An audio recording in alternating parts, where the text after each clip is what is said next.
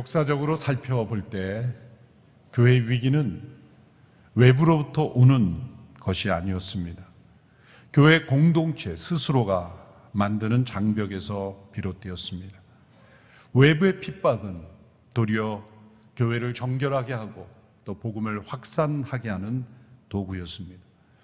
유대 지도자들이 예수님의 부활을 증거하는 사도들을 옥에 가두고 협박하였을 때 그들은 이렇게 말했습니다. 우리는 보고 들은 것을 말하지 않을 수 없습니다. 핍박이 올수록 성도들의 기도는 더욱 강해졌습니다. 그들이 기도를 마치자 땅이 진동하였고 그들은 더욱 성령이 충만해져 하나님의 말씀을 담대하게 전했다고 했습니다. 기적도 더욱 강하게 일어났습니다. 제자들을 감옥에 가둘 때마다 옥문이 열리는 기적이 일어났습니다. 또한 그들은 서로 사랑했으며 그리고 그들을 통해 주께로 나아오는 이들이 더욱 많아졌습니다.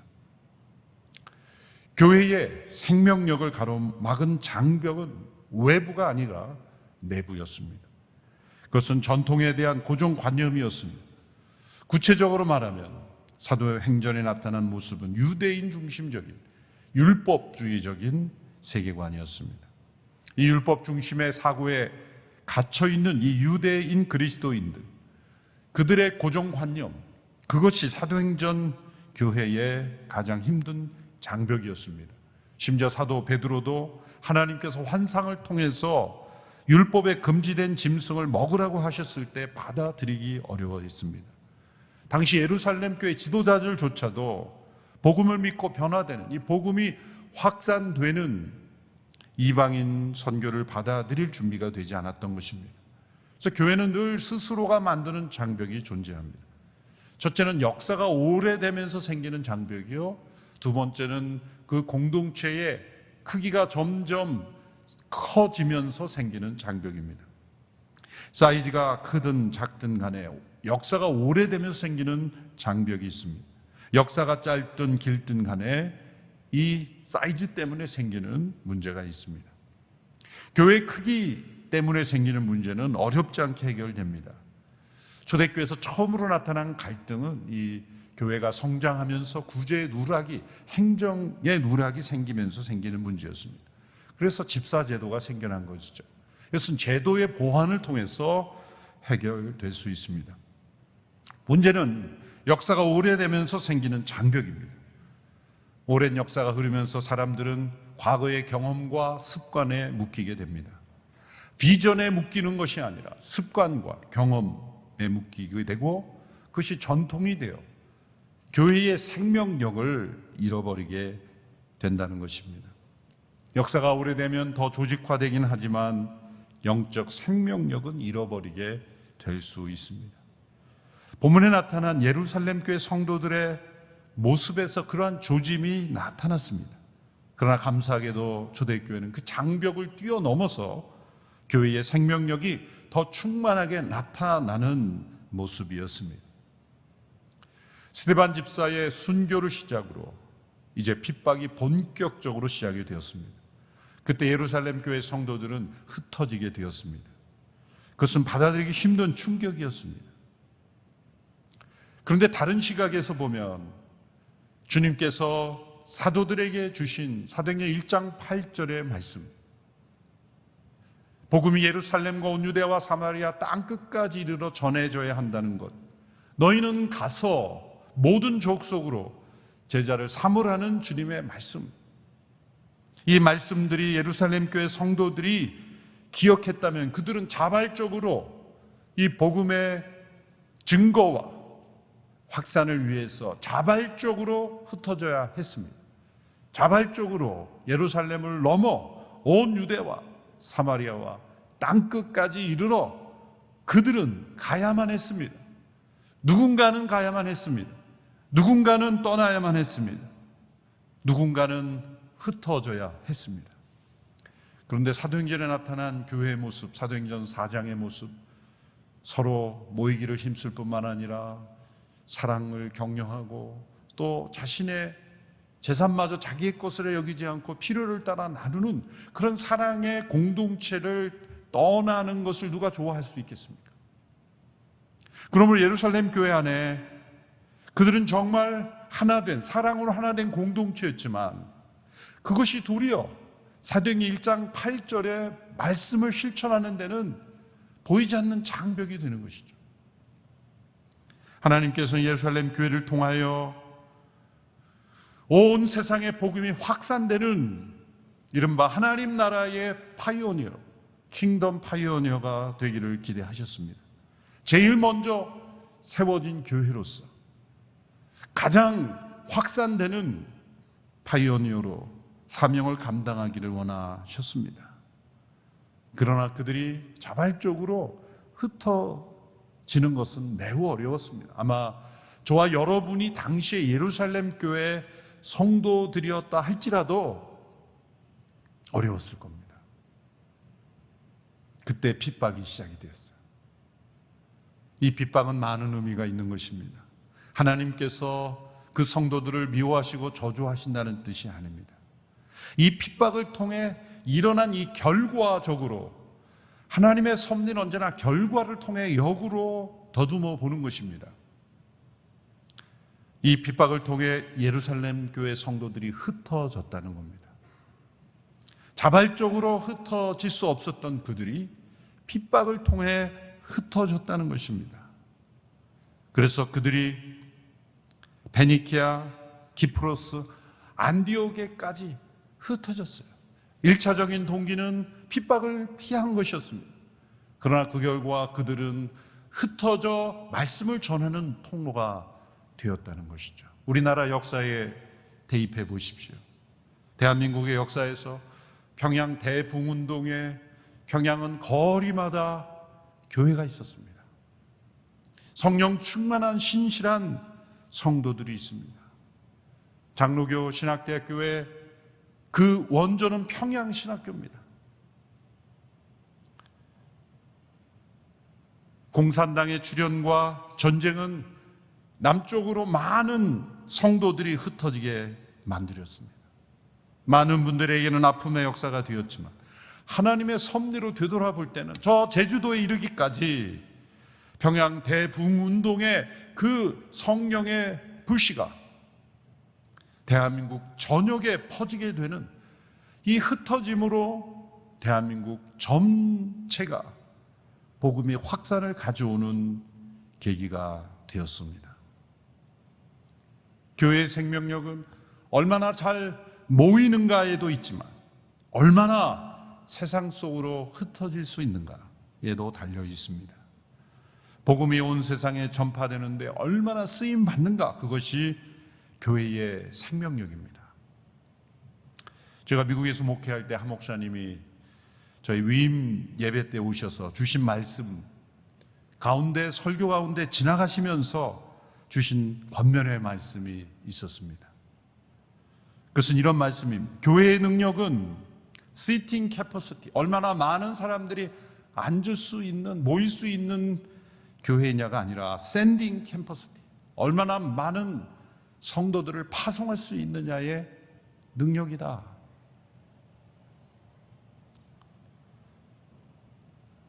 한 목사님 어느 책에 기록되지 않았지만 말씀 가운데 그냥 순간적으로 나온 말씀이 제 마음속에 지금도 기억되고 있어요. Sitting capacity가 아니라 Sending capacity다.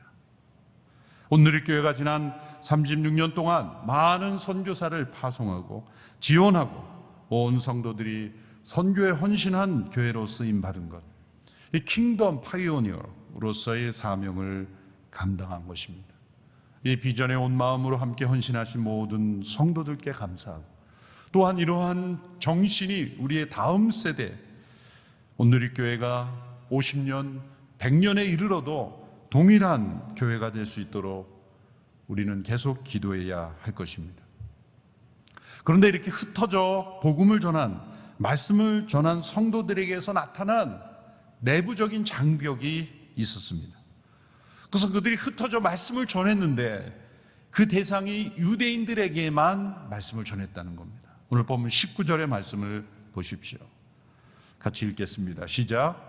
그 무렵 스데반의 일로 인해 핍박을 받아 뿔뿔이 흩어진 사람들은 페니키아, 기프로스 그리고 안디옥까지 건너가 유대 사람들에게만 말씀을 전하고 있었습니다. 그들은 흩어져 베니케아, 키프로스, 안디옥에까지 이르렀으며 말씀을 전했는데 유대인에게만, 유대 사람들에게만 말씀을 전했다는 것입니다. 언어와 문화의 장벽 때문이기도 했을 겁니다. 그러나 더 중요한 것은 유대인 중심의 이 율법주의적인 습관과 세계관 때문입니다.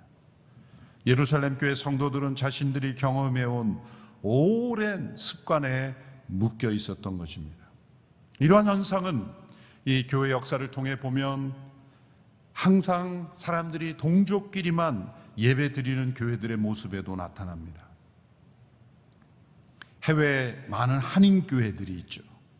코리안이라는 걸 항상 교회 이름에 넣습니다. 물론 초기에 그렇게 모일 수밖에 없는 것은 당연하죠. 말이 통해야 공동체가 형성이 되기 때문이죠.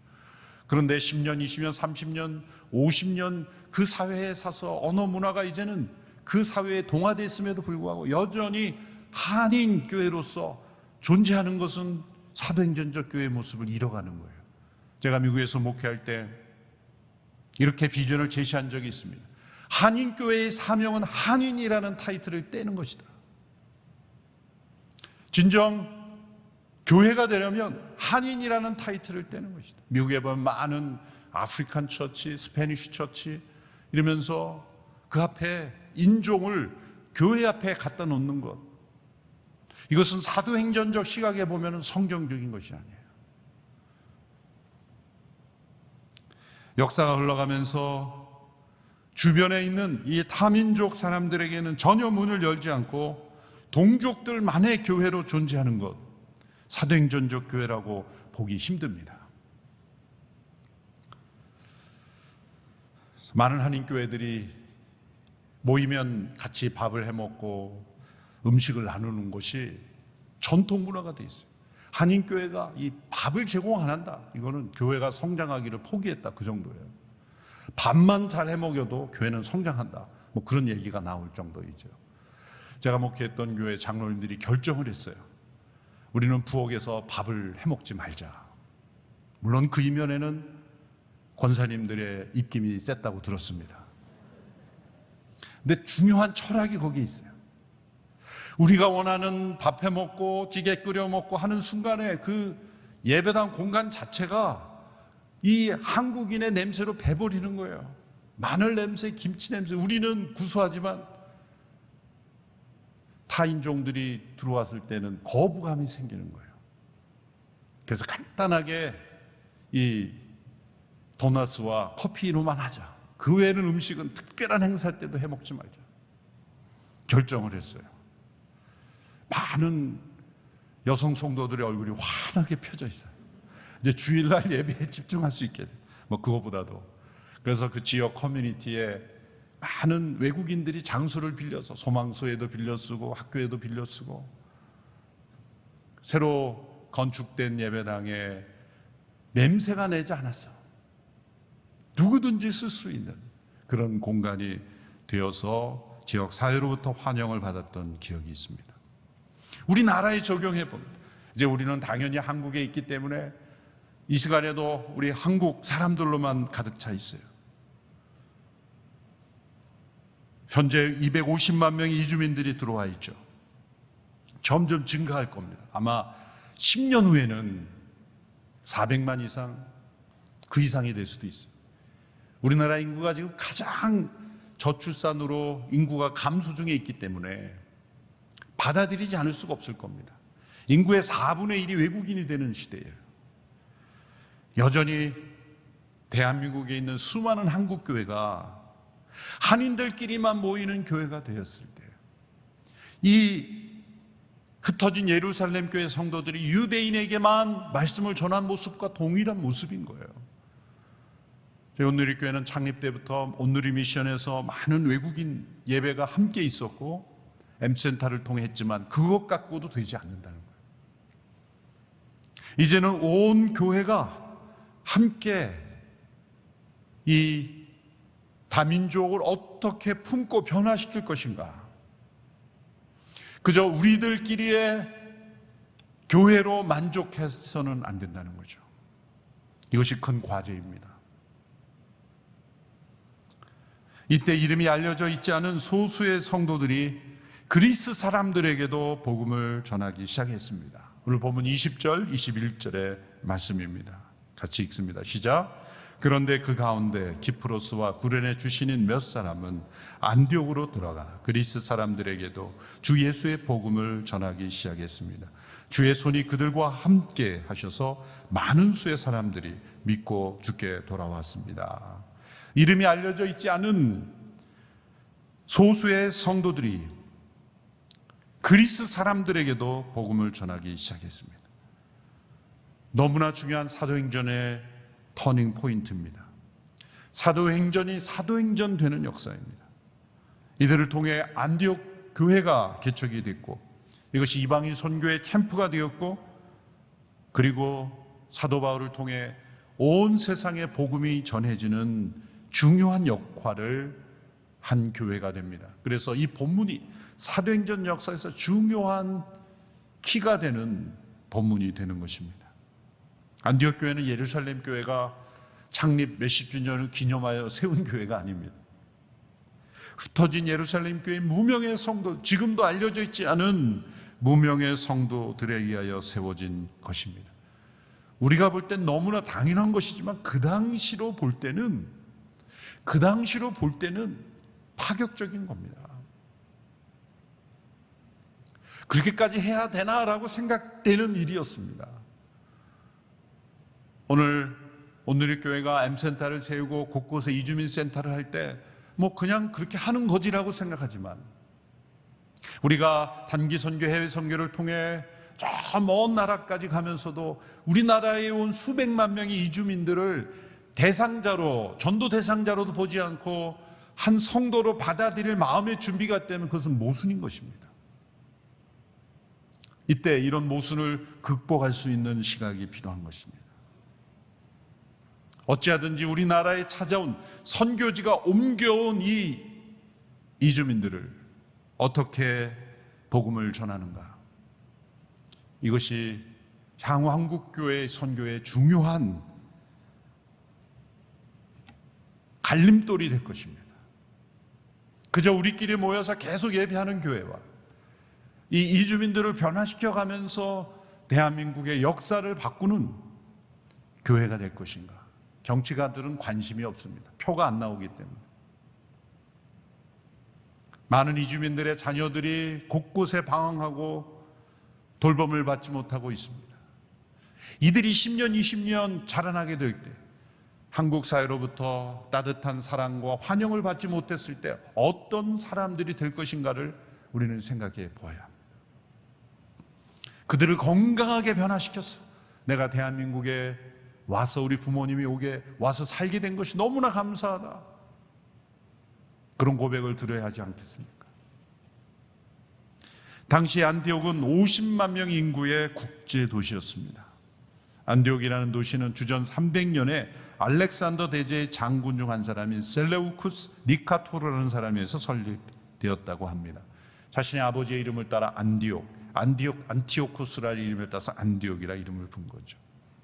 설립자는 헬란이었지만 전 세계에서 온 사람들이 가득 찼습니다. 유대인만 해도 약 6만 5천 명가량의 유대인이 이민하였고 거기에는 페르시아, 인디아, 심지어 중국에서 온 사람들도 있었고 후에 폼페이우스에 의해서 로마 제국에 흡수되어 라틴 민족까지 포함되었습니다. 그래서 로마와 알렉산드리아에 의해서 로마 제국의 세 번째 큰 도시요 가장 다인종들이 모인 국제 도시였습니다. 이러한 도시에서 흩어진 예루살렘 교회 성도들이 유대인에게만 말씀을 전했다는 것이 얼마나 어색합니까? 이제 대한민국, 특별히 서울도 대한민국도 국제사회가, 다민족 사회가 되었어요. 우리가 부르짖는 단일민족 얘기하지만 이제 대한민국은 단일민족 시대가 끝났습니다. 다민족 시대로 들어섰어요. 이러한 시대의 변화에 우리가 함께 선교적인 시각으로 나아가지 않으면 사도행전의 역사는 가로막히는 것입니다. 이렇게 안디옥에 있는 그리스 사람 헬라인들에게도 복음이 전파되기 시작했을 때 주의 손이 그들과 함께 하셔서 많은 사람들이 주께로 돌아갔다. 많은 사람들이 구원 얻는 사건은 주의 손이 함께 하신다는 증거입니다. 하나님께서 기뻐하시는 일을 하고 또 하나님께서 원하시는 패러다임으로 전환할 때는 주님의 능력이 함께 하시는 겁니다. 이 안디옥 교회가 보여준 이 다민족 교회 모델이 바로 온누리교회의 미래 모델입니다. 대한민국은 이제 안디옥과 같이 많은 이들이 함께 사는 다민족 사회가 되었습니다. 주의 손이 함께 하시는 교회가 되려면 이 복음이 온 세상에 확산될 수 있는 패러다임으로 나아가야 하는 거예요. 그저 우리끼리 모여서 우리만의 문제로 우리들의 어젠다를 우리들의 어떤 문제를 가지고 내부적인 이슈로만 사로잡히는 교회가 되어서는 안 되죠. 많은 교회가 역사적으로 흘러가면서 창립 몇십 주년을 자랑하면서 이 주의 손이 함께 하시는 능력은 체험하지 못하는 이유가 바로 거기에 있습니다. 이때 안디옥에서 많은 사람이 주께로 돌아오고 있다는 소식이 예루살렘 교회에 들려졌습니다. 예루살렘 교회는 바나바를 안디옥으로 보냈습니다. 22절에서 24절의 말씀 같이 읽습니다. 시작. 이 소식이 예루살렘에 있는 교회에 전해지자 그들은 바나바를 안디옥으로 보냈습니다. 바나바는 안디옥에 도착해 하나님의 은혜가 내린 것을 보고 기뻐하며 온 마음을 다해 주께 끝까지 충성하라고 그들 모두를 격려했습니다. 그는 착하고 성령과 믿음이 충만한 사람이었기 때문에 수많은 사람들이 주께 나오게 됐습니다. 바나바는 키프로스 출신의 유대인입니다. 타민족에 대한 이해가 깊은 사람이죠. 어쩌면 베드로와 요한이 왔다면 많은 어려움을 스스로 겪었을지도 모릅니다. 바나바는 복음이 타 민족에게 전해질 때 어떻게 바라보아야 하는지를 깊이 해서 무엇보다도 하나님의 은혜를 볼 수 있는 안목이 필요한 것입니다. 우리 교회 공동체에서 서로를 바라볼 때 다른 성도들의 역사신 하나님의 은혜를 바라봐야 돼요. 부족함은 누구에게나 존재하죠. 그러나 성도를 여기까지 인도하신 하나님의 은혜를 볼 수 있어야 돼요. 우리는 자기에게 임한 하나님의 은혜는 강조하면서 다른 이에게 임한 하나님의 은혜는 보려고 하지 않습니다. 바나바는 안디옥에 있는 이방인들에게 임한 하나님의 은혜를 바라보고 그들을 격려했어요. 그리고 더 나아가 바울을 초청했어요. 이 안디옥으로 다소에 있는 사울, 곧 바울을 초청하여 함께 동역하게 됩니다. 그래서 사도행전의 역사에 이제 바울이 중요한 사역자로 등장하게 된 계기예요. 25절, 26절을 보십시오. 그리고 바나바는 사울을 찾으러 다소로 가서 그를 만나 안디옥으로 데려왔습니다. 그리하여 바나바와 사울은 1년 내내 그곳 교회에 머물면서 많은 사람들을 가르쳤습니다. 그리고 안디옥에서 제자들은 처음으로 그리스도의 사람이라고 불리게 됐습니다. 바나바는 자신보다 더 이방인들을 잘 가르칠 수 있는 바울을 초청하여 함께 동역을 이루게 된 것입니다. 이것이 사도행전적 교회의 모습입니다. 내가 할 수 있는 일을 다른 더 잘할 수 있는 하나님의 사람을 서로가 서로를 세워주는 모습, 이 바울과 바나바가 함께 동역하였던 이 모습이 이방인들에게도 보여졌을 겁니다. 복음은 우리가 전하는 소식과 함께 우리가 어떤 태도로 서로 동역하는가, 함께 공동체를 이루는가를 통해서도 나타나기 때문이죠. 물론 후에 선교 여행을 하면서 마가의 문제로 바울과 바나바가 서로 갈라서는 그런 사건도 있었지만 적어도 이때만은 안디옥 교회에서 그들이 함께 복음을 전하고 양육할 때 그들의 이 아름다운 관계를 통해 복음이 전해졌습니다. 그 결과 안디옥에 있는 사람들이 그들을 가리켜 그리스도의 사람이라고 부르게 되었어요. 그리스도인이라는 명칭은 우리 스스로가 만들어낸 명칭이 아니라 세상 사람들이 지켜보면서 부르는 명칭이 되었다는 것입니다. 교회는 언제나 현재의 모습에서 파악하려고 하면 길을 잃습니다. 교회는 언제나 마지막 종말의 관점에서 보아야 제대로 이해할 수 있습니다. 우리는 예수님의 초림과 예수님의 재림 사이에 존재하는 파이오니어입니다. 킹덤 파이오니어입니다. 이 기간은 절대적으로 선교의 시기입니다. 마치 불이 타지 않으면 불이 아니듯이 교회가 선교로 존재하지 않으면 교회일 수 없는 것입니다. 사도행전적 교회의 비전을 품고 세워진 온누리교회, 그리고 선교에 목숨을 걸었다고 하는 한 목사님의 비전에 의해서 지금까지 우리가 함께 걸어오고 있습니다. 때로는 우리가 교회인가 선교회인가 그렇게 혼동이 된다라고 하는 말이 나올 정도로 함께 선교에 전념했습니다. 그런데 그것은 잘 걸어온 겁니다.